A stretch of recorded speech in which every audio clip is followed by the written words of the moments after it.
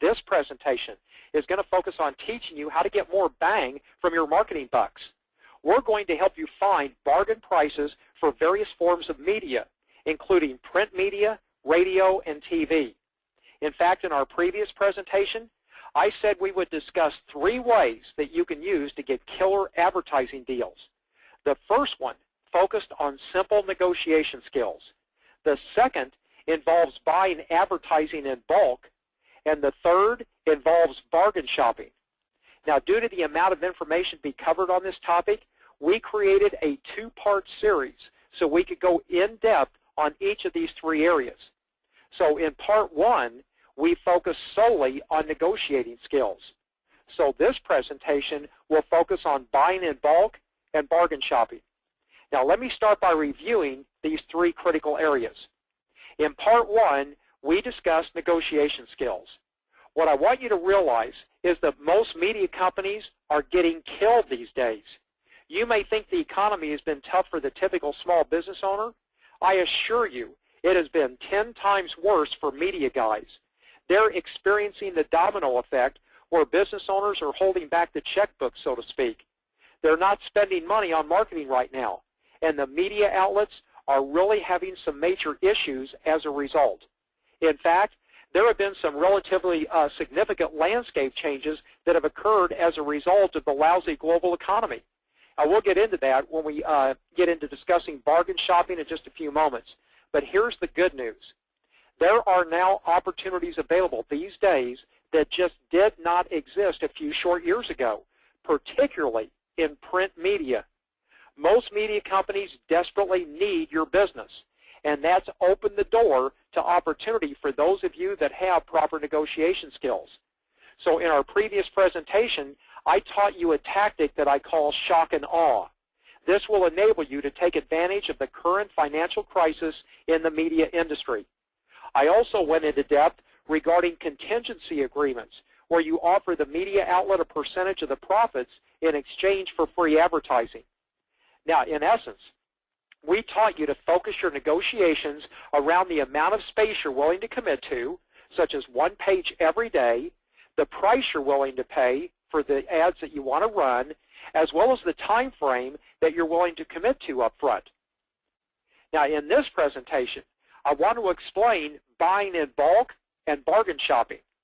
When you buy in bulk, you can lock in great prices by committing to more marketing over a specific time frame.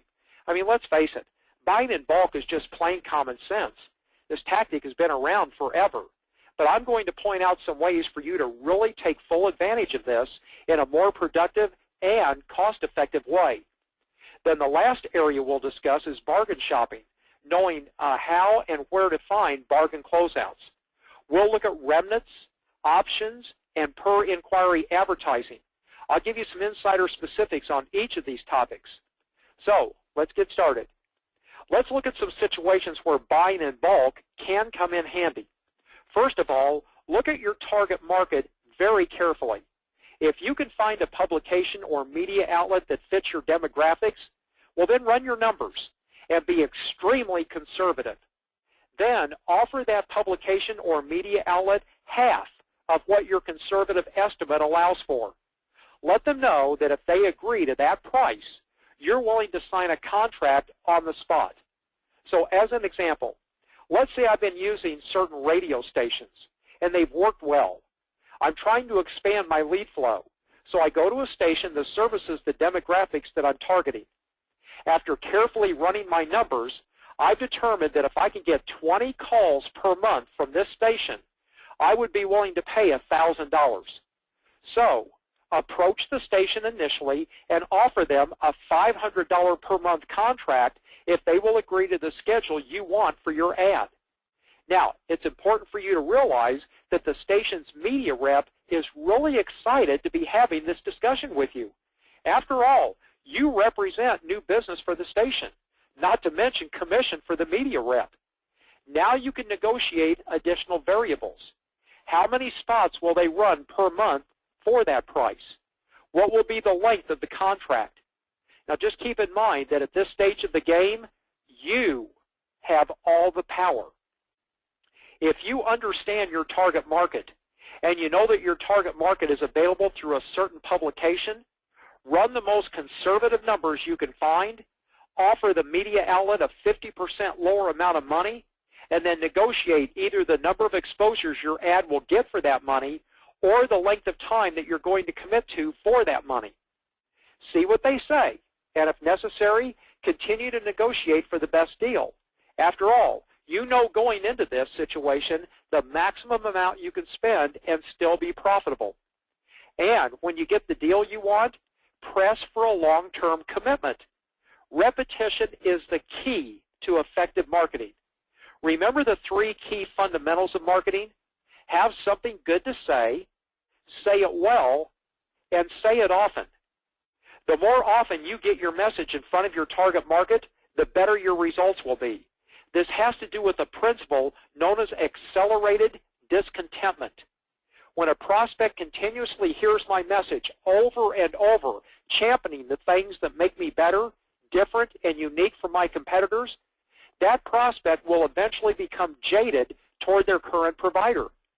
Their discontentment with that provider will grow, and every additional message further accelerates that discontentment. So don't hesitate to sign a long-term contract with any media outlet when they're willing to agree to a deal that fits your numbers. But here are some juicy secrets I want you to know about buying in bulk.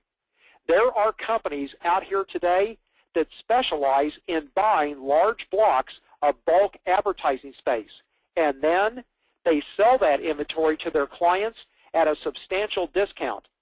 This would be like you going to your local paper and saying, hey, sign me up for 3 full-page ads every day for the next 5 years. What kind of deal do you think you could get with that type of remarkable offer? So again, as an example, let's say you live in a major city and you approach your local paper and request to run a full-page ad. Well, they're going to charge you about $60,000 to $70,000 to run that ad.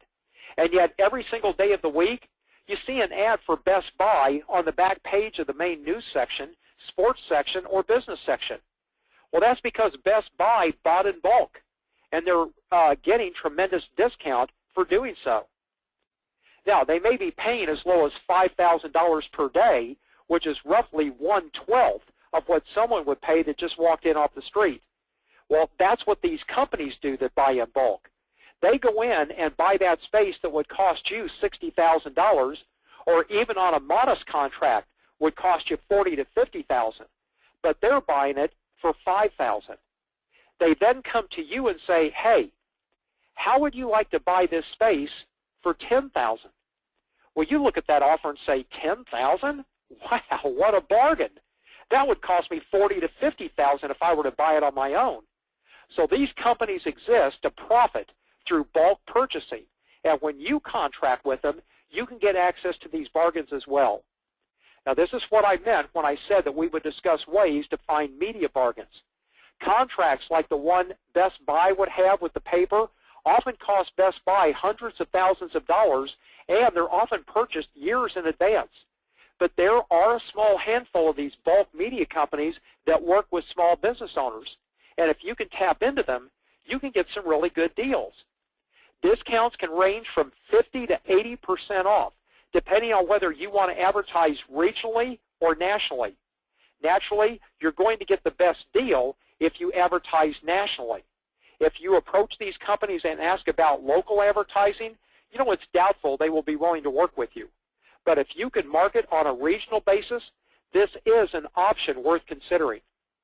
Now, it's usually going to cost you at least $5,000 to test this initially. So the barrier to entry is a little high. That's why you always want to run your numbers first so you know the maximum amount you feel comfortable committing to as you test this new advertising medium. Now let's move on and discuss ways to get in on really cheap advertising prices. Think about this. If a publication or media company can't sell their complete inventory, they really only have the following options. Option number one, they can let the space go to waste, and believe me, that is the last thing they want to see happen. Option number two is they could give that open space to one of their loyal advertisers as bonus spots, but they would rather light their hair on fire and put it out with a sledgehammer than do that, since that doesn't bring in any additional revenue for them.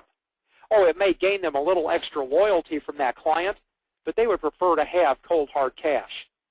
Option number 3 is they can offer to discount these available spots to their advertisers, but see, this kills their regular price spots. Once word of this gets out, their advertisers will delay their purchases and just wait around for these bargains to appear. This is why the airlines don't sell open seats on their flights at the last minute. They know that passengers would wait until the last minute to buy their seats. So last-minute discounting isn't an option for most media companies. But here's how some companies are getting around this problem.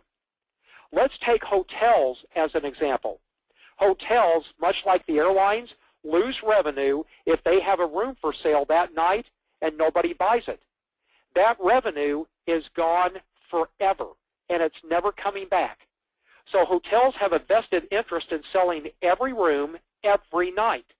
If you wanted to buy that unused space, you could call the hotel and ask if they have any rooms still available for tonight. And if they say yes, well, you might say, look, something came up for me at the last minute, and I'm contacting 3 different hotels in your area. I have a $50 room budget that I have to stay within. I know your hotel is normally $150, but if you're interested in letting it go for $50 for the night, I'll go ahead and book the room right now. See what they say. I have personally used this technique in the past, and my success rate in gaining their agreement was right around 50%. Now, some hotels will flat say no because they're afraid it will kill their regular business and people will start to catch on to this. But if you frequent one specific hotel chain often and the open room is in that chain, that can have a big impact on their final decision. But now they can justify it in their minds as bulk buying, can't they? If someone asks them why they agreed to discount your room, they can say this customer is a frequent guest, and we often make special accommodations for our loyal customers. However, the hotels have now devised a way to discreetly dispose of their unsold inventory of rooms. They use clearance websites like Priceline.com.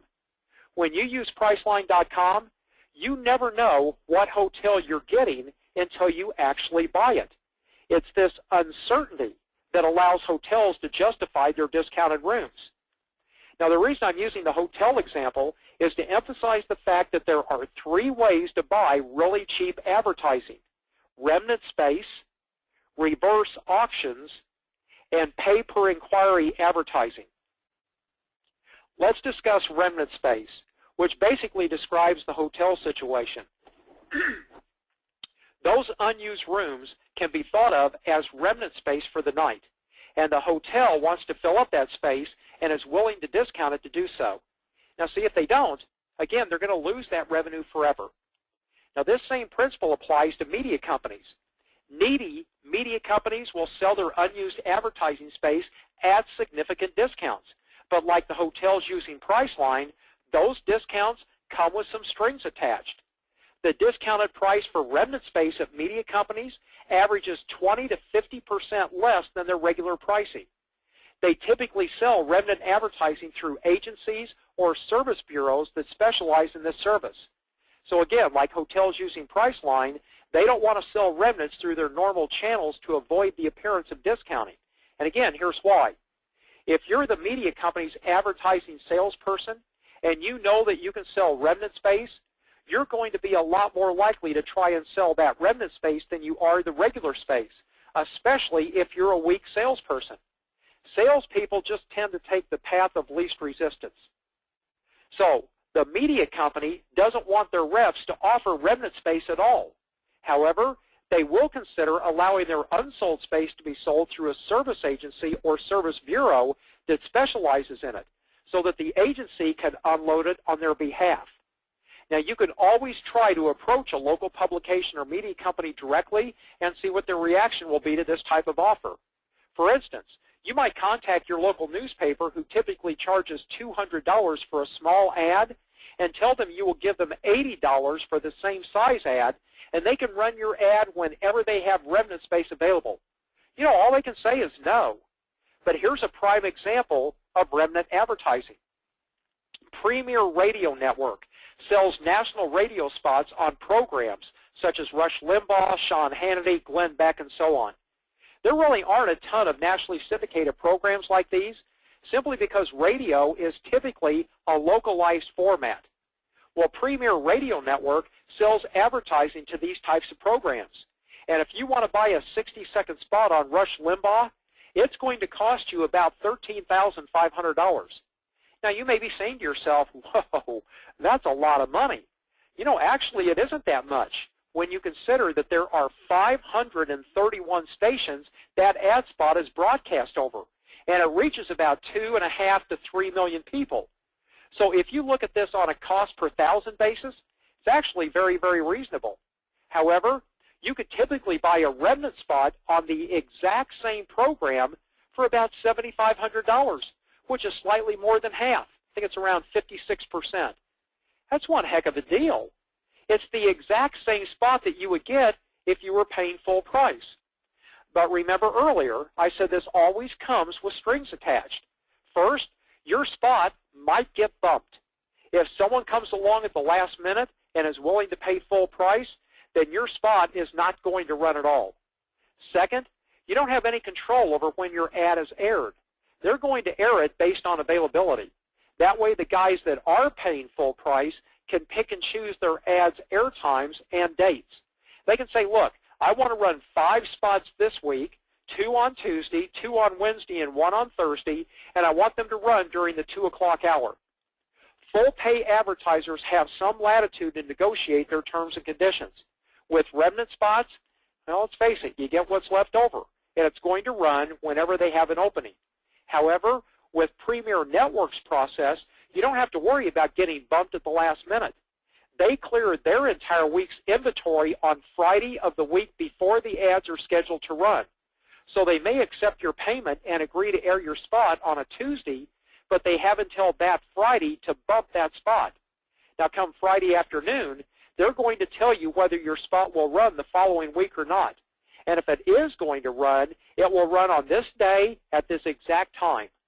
So again, there is some downside to this type of advertising, but the reality is that if you can pay 56% of the regular price for this high-level advertising, that's a pretty good deal.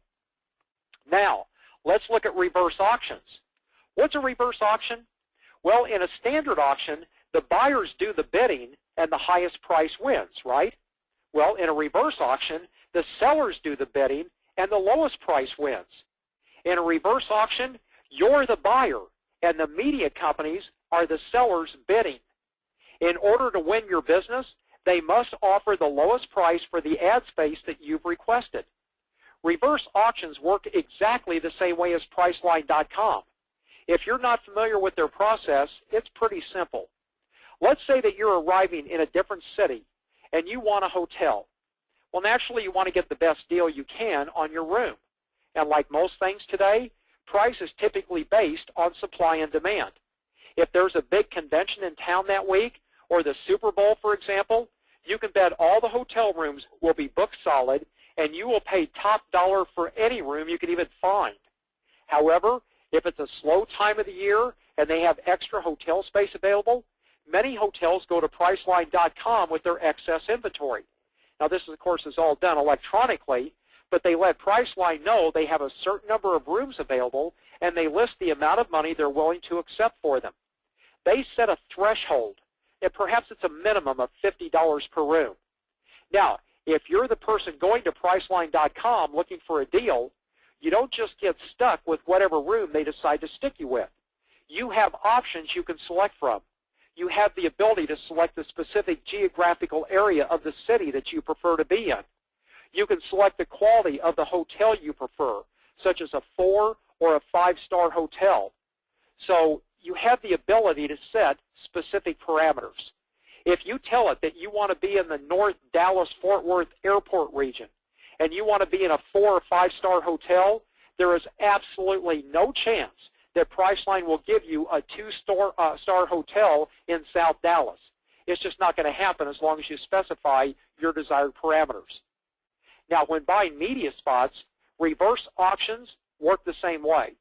With the reverse auction, you determine your demographics, your geographic coverage, what part of the day you want, what your station preferences are, and then you determine how much you're willing to pay for the spot on a cost per thousand basis.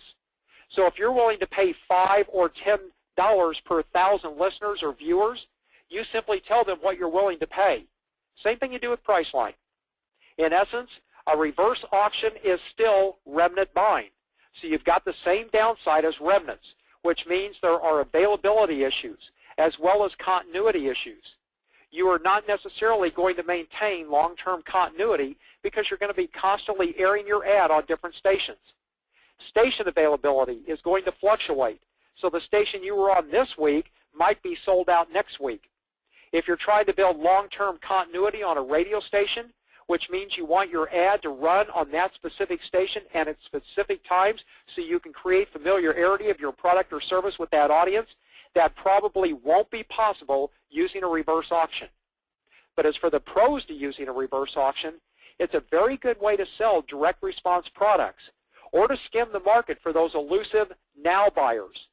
If you're not concerned about the frequency of your marketing and you just want to go in and target the now buyers using a direct response sales process, then this could be the ideal situation for you.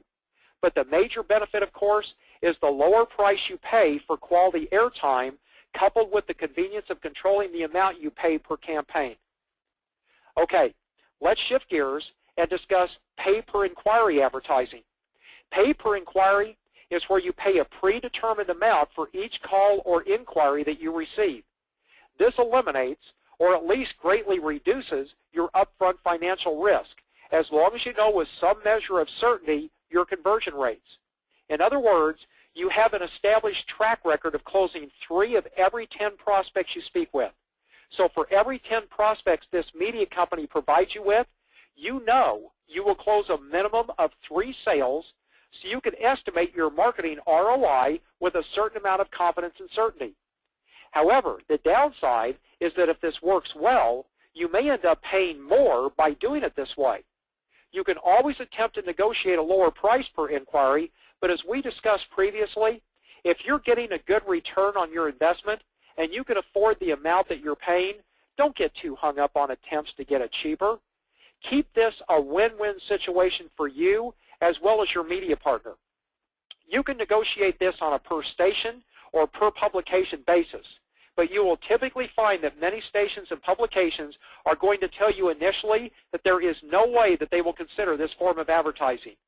But if you use some of the negotiation techniques that we discussed in part 1 of this presentation, you may find one that's willing to do this. Now, why are they so reluctant? Well, the main reason is they don't want to be held accountable for producing results. Media companies like to keep their clients in the dark about the actual results they are capable of producing, mainly because they use branding as their primary advertising methodology, and branding only works for large companies with huge marketing budgets. Small business owners typically don't have the budgets required for a branding type ad campaign to work properly.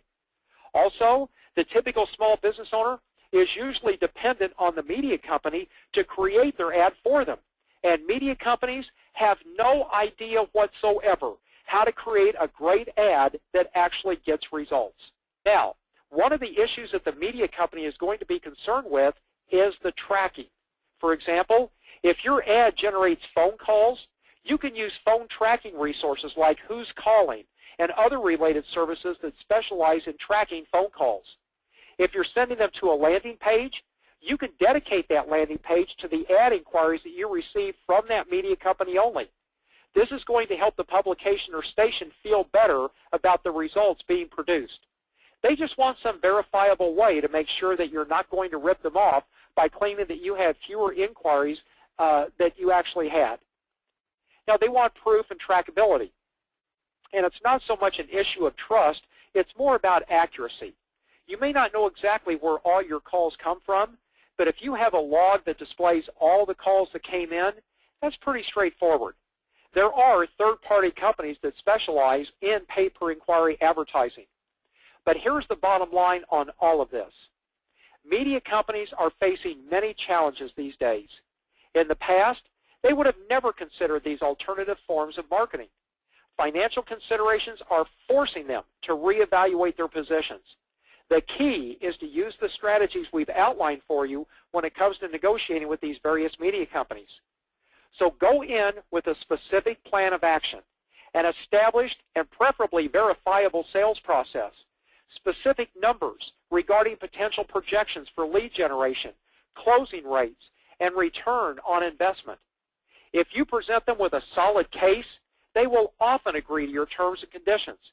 The strategies outlined here should help you build that solid case and present it in favorable terms that create a win-win situation for all parties involved.